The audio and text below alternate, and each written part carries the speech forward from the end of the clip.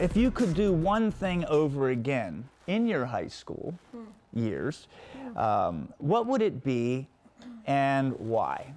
If I could do it over. Or maybe do it differently. Sure. Yeah. So I was involved, like I said, with so many different things, and it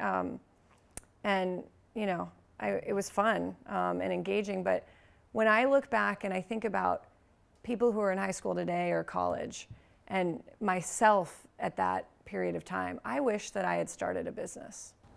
That's what I wish I did.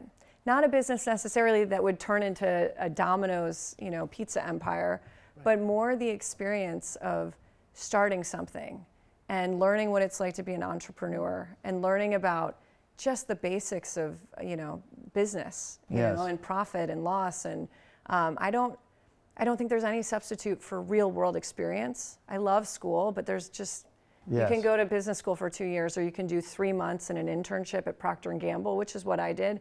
That's the most valuable time I spent learning business. So it's very fun to see the Gen Zs today. It's so easy to start a business.